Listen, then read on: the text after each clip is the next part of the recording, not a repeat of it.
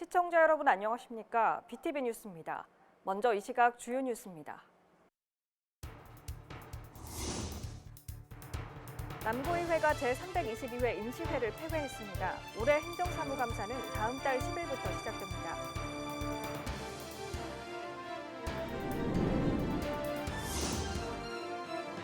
사상구 덕포 일동 행정복지센터가 49년 만에 새롭게 단장됐습니다. 어린이 복합문화공간인 들락날락까지 들어서 지역 주민들의 접근성과 만족도도 높이고 있습니다.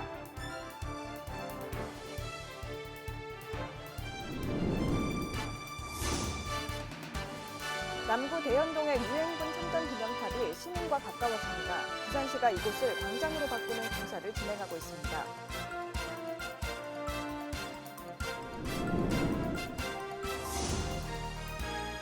올해로 20회를 맞는 사상강변축제가 부산 제1호 지방정원인 삼락생태공원에서 펼쳐질 예정이어서 벌써부터 기대를 모으고 있습니다.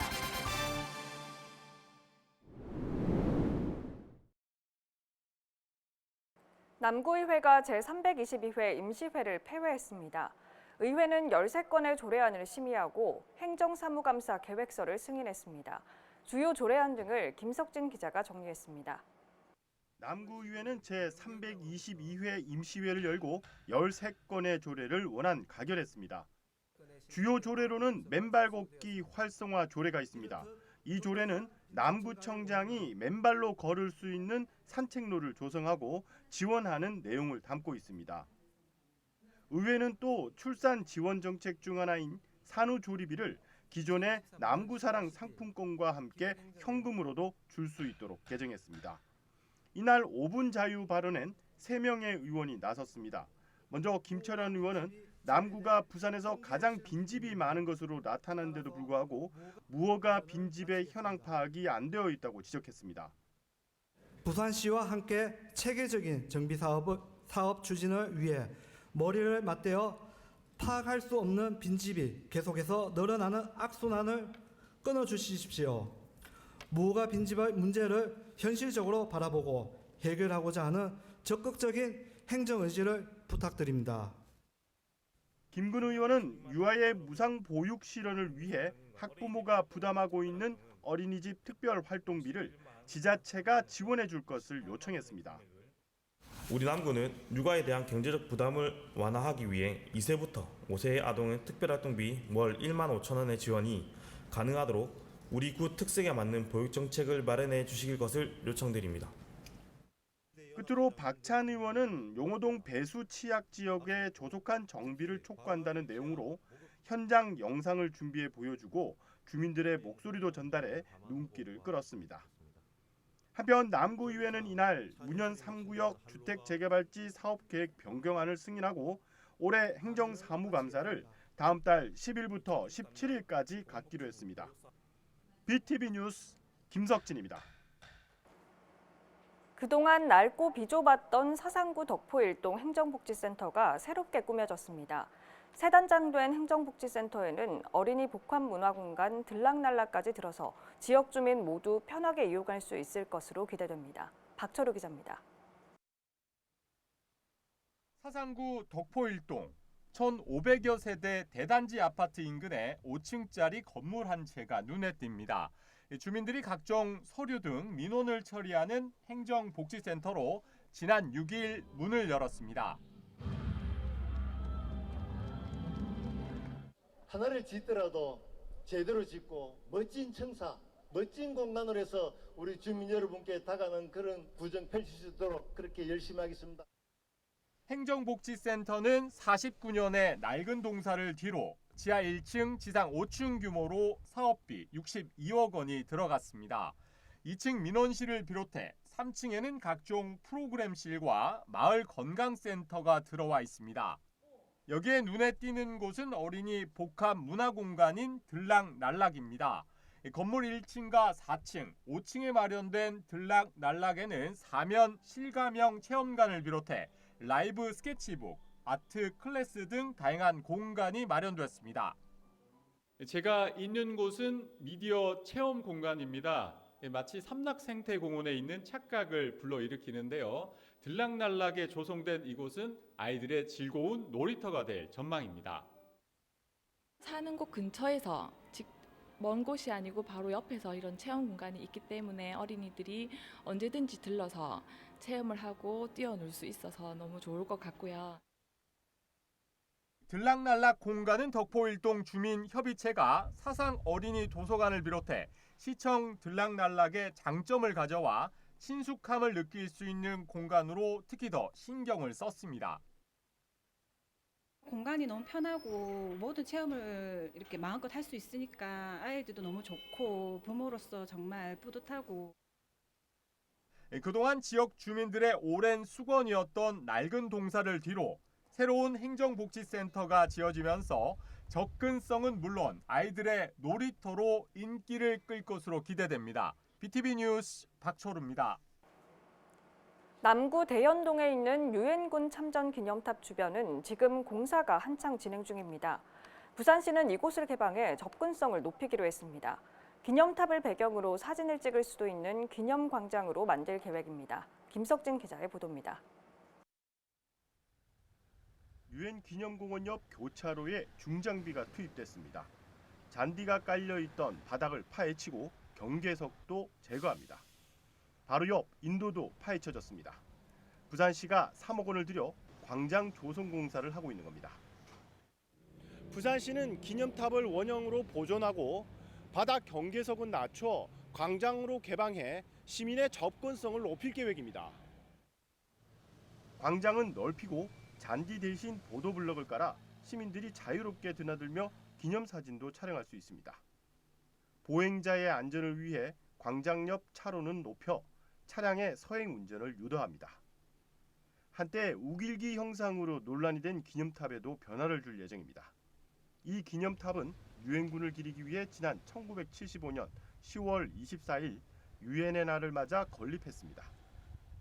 우길기의 모습으로 보인다는 여러 가지 의견들이 있어서 기존의 유엔 6.25 참전 국가가 16개국에서 우리 참전국 6개국을 보태서 6개국을 위한 새로운 형태의 표시를 다시 추가를 하여서 우길기의 모습이 상쇄될 수 있도록 계획을 하였습니다.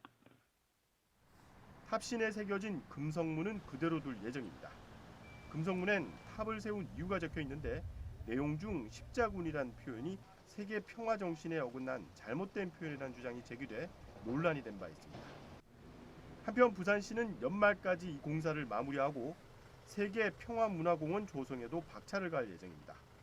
이 사업은 오는 2028년까지 유엔 평화공원을 주 출입구로 대연수목원과 기념공원을 연결하는 축을 만들고 문화회관과 박물관, 기념관 등을 연계한 개방형 공원을 만든다는 계획입니다. BTV 뉴스 김석진입니다. 완연한 가을을 맞아 주말 나들이 계획하시는 분들 많으실 텐데요. 올해로 20회를 맞는 사상강변축제가 부산 제1호 지방정원인 삼락생태공원에서 펼쳐질 예정이어서 벌써부터 기대를 모으고 있습니다. 박철우 기자입니다. 파란 하늘에 드넓은 녹색 잔디, 시민들의 쉼터인 삼락생태공원입니다. 지난 7일과 8일 부산 국제 록 페스티벌이 열린 뒤 곧이어 사상 강변 축제가 준비 중이어서 시민들의 기대가 커지고 있습니다. 부산에서는 즐길 수 있는 게 많이 없어서 좀 많아졌으면 좋겠다. 여기도 재즈 페스티벌처럼 피크닉 즐길 수 있고 다 같이 놀 수 있는 그런 것도 괜찮을 것 같아요. 부산시 우수 축제로 선정된 사상 강변 축제는 오는 10월 21일부터 22일 이틀 동안 이곳 삼락생태공원 일원에서 펼쳐집니다. 올해 20회째를 맞는 사상 강변 축제, 슬로건은 20년의 빛, 사상의 새로운 바람입니다. 축제는 총 4개 테마, 66개 프로그램으로 구성돼 축제장을 찾는 시민과 관광객들에게 보다 다채로운 볼거리와 체험 프로그램을 선보일 계획입니다. 축제 기간 멀티미디어 불꽃쇼와 가족 단위 방문객을 위한 프로그램을 대거 만들어 시민 모두가 함께 즐기는 화합의 장이 될 것으로 기대됩니다. 부산의 제1호 지방공원으로 지정된 삼락생태공원에서 자연과 문화를 즐기고 가족과 함께 힐링할 수 있는 행사를 풍성하게 마련할 계획입니다. 한층 다양해진 체험 프로그램과 볼거리로 축제에 흥미를 더할 사상강변축제. 부산시 우수축제로 선정된 사상강변축제가 올해는 어떤 모습으로 시민들의 눈과 귀를 즐겁게 할지 벌써부터 기대를 모으고 있습니다. BTV 뉴스 박철우입니다.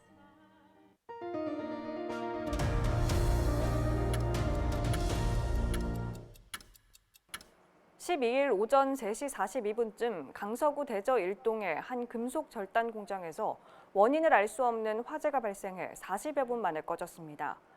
이 불로 공장 2층 사무실 30제곱미터가 불에 타 소방서 추산 320만 원 상당의 재산 피해가 났고 다행히 인명 피해는 없었습니다. 소방당국은 정확한 화재 원인을 조사하고 있습니다. 날씨가 선선해지면서 도시 곳곳이 가을빛으로 물들고 있습니다. 특히 가을꽃이 만개해 시민들의 눈을 즐겁게 하는데요. 안수민 기자가 황홀한 가을의 정취를 담아왔습니다. 해운대 군함로에 국화꽃밭이 펼쳐졌습니다. 국화를 비롯해 크기와 종류, 색깔이 제각각인 2만여 분의 꽃들이 향기로움을 전합니다. 올해 처음 마련된 해운대 국화 꽃축제. 동화나라를 주제로 대형 꽃조형물로 탄생한 오즈의 마법사 속 주인공이 가장 먼저 시선을 사로잡습니다. 곳곳에 마련된 포토존도 이상한 나라의 앨리스, 어린 왕자 등을 소재로 꽃화단과 장식품이 만들어져 재미를 더합니다. 특히 우리나라 동화인 햇님 달님 속 초가집 앞은 외국인 관광객들이 북적입니다. 행인들은 휴대전화를 꺼내들고 곳곳에서 추억을 남기느라 분주합니다. 지금 해놨는 이게 너무 이쁘지 않아요? 너무 이뻐가지고 어디서 찍어야 될지 모르겠어요. 우리 지금 집에다가 사놓으려 하거든. 사러 가자고 언니하고 얘기하고 있는 중인데. 더욱 한적하게 가을꽃을 즐길 수 있는 곳도 있습니다. 바람이 불자 분홍빛 물결이입니다. 3,234제곱미터, 1000여 평 부지에 코스모스가 만개했습니다. 원래 이곳은 학교 유휴부지였습니다. 그런데 지자체 녹화 사업이 추진되면서 이처럼 코스모스 군락지로 변신했고 이달 초 개방됐습니다. 기장군 정관읍 아파트 단지 사이에 자리 잡고 있어 주민들은 멀리 가지 않고 가을의 정취를 만끽합니다. 여기 이제 집이 여기 이 아파트다 보니까 이제 오다 가다 이제 한 번씩 들리고 하거든요.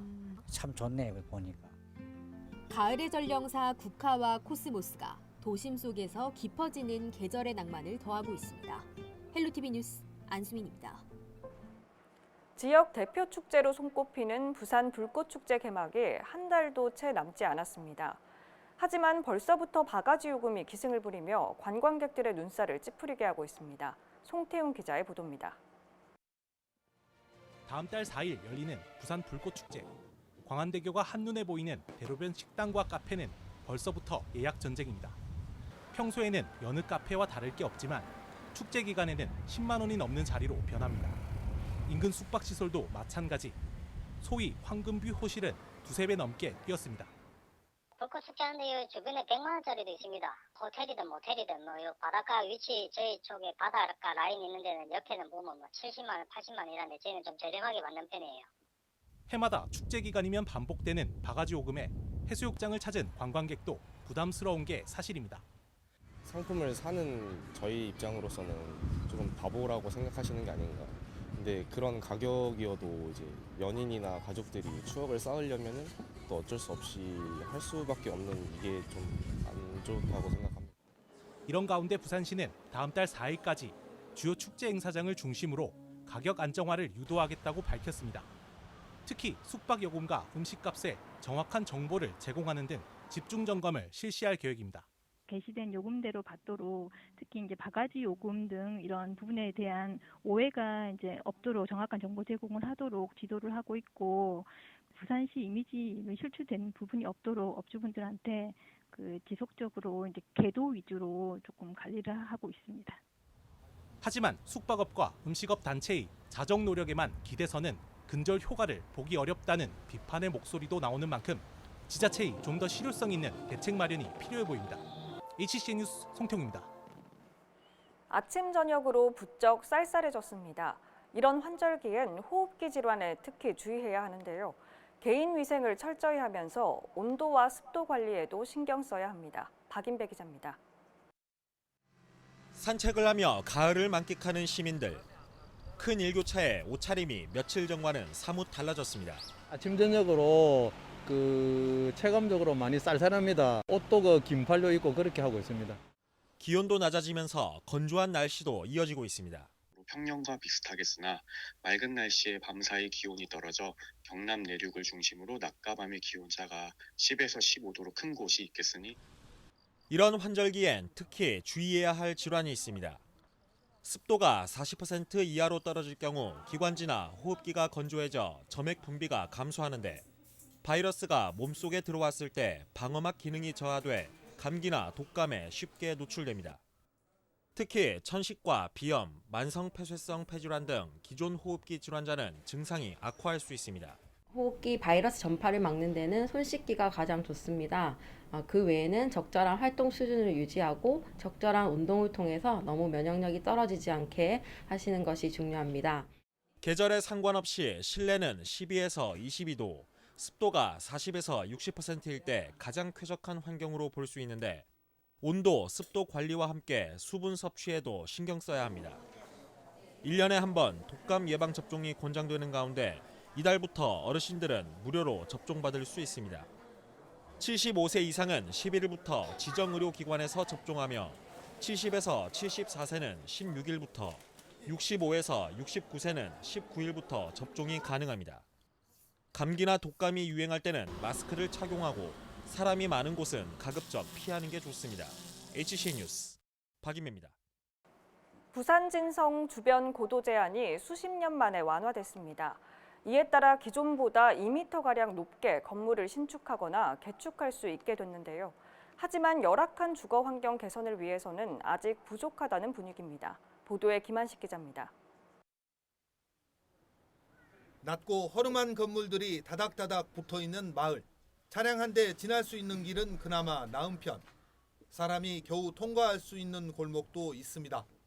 부산 진성 주변 마을의 모습입니다. 마을에서 사람이 사는 건물 중 가장 높은 건 3층 규모의 빌라입니다. 단독주택 대부분은 빈집이거나 곳곳이 부서지고 균열이 생겼습니다. 사람이 살 수 있는 그 여건이 지금 안 된 집들이 크답니다. 즉 그것은 집을 너희는 2층, 3층밖에 짓지 마라.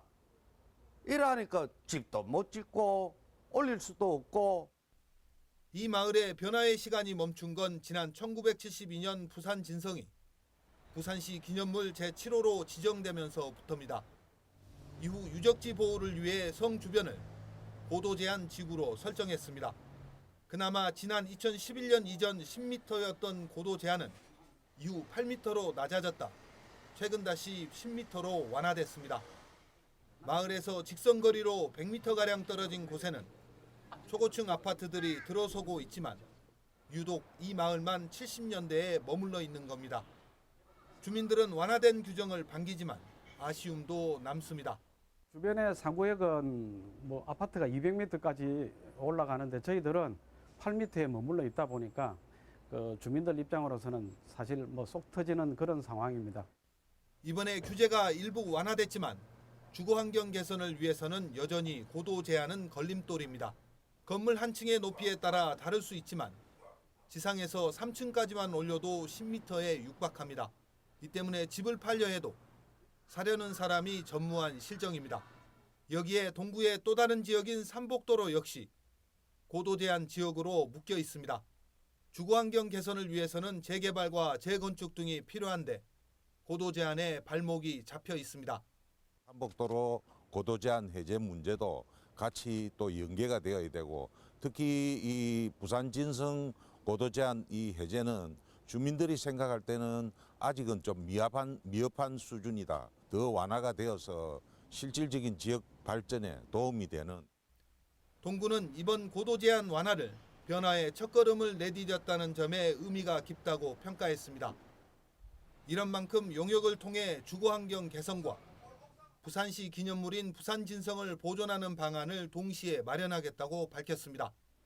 헬로티비 뉴스 김한식입니다. 부산국제영화제에 국내외 영화 팬들이 몰리는 이유 중 하나는 바로 드라마와 영화 등 화면에서만 봐왔던 좋아하는 배우들을 직접 만날 수 있다는 건데요. 개막식을 시작으로 열흘간의 항해를 이어간 부산국제영화제를 찾은 별들은 누굴까요? 김윤정 기자의 보도입니다. 화려한 영화의 축제는 아시아 영화의 별들이 레드카펫을 밟으며 시작됐습니다. 코발트 색상의 드레스로 시선을 사로잡은 박은빈. 비프 개막식 최초로 여성 단독 사회자로 개막식장을 꽉 채웠습니다. 멋진 턱시도를 차려입은 송강호. 이번 영화제 호스트 역을 맡으며 올해 영화제를 빛냈습니다. 액터스 하우스를 통해 거침없는 진솔한 삶의 이야기를 관객들에게 풀어낸 윤여정.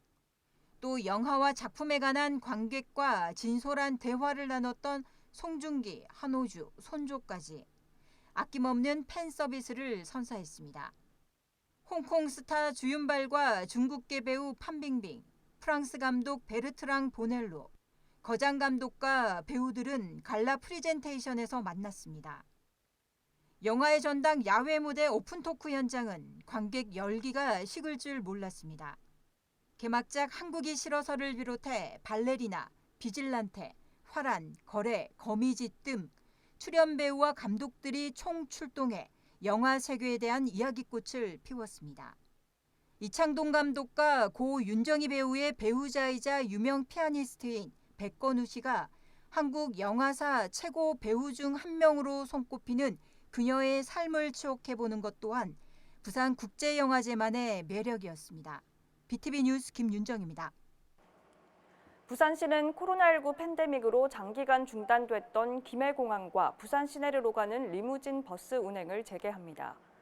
해운대 노선은 지난 2월 일부 운행 재개 후 순차적으로 확대하고 있으며 부산역 노선은 10월 중 운행을 재개하는 등 해운대 노선 8대와 부산역 노선 4대 등 총 12대가 내년 1월까지 순차적으로 정상 운행합니다. 강서구는 오는 18일 자연 생태계 복원과 어업인 소득 증대를 위해 가덕도 일대 해역에 계량조개 80만 마리를 방류하기로 했습니다. 계량조개는 낙동강의 비옥한 모래밭에서 서식하며 조개살이 갈매기에 불이 같다고 하여 갈미조개로도 불립니다. 구는 2021년부터 계량조개 자원 회복 지역 특화 사업을 추진해 지난해 생산량이 전년도의 2배 수준인 1,180톤으로 증가하는 성과를 냈다고 밝혔습니다.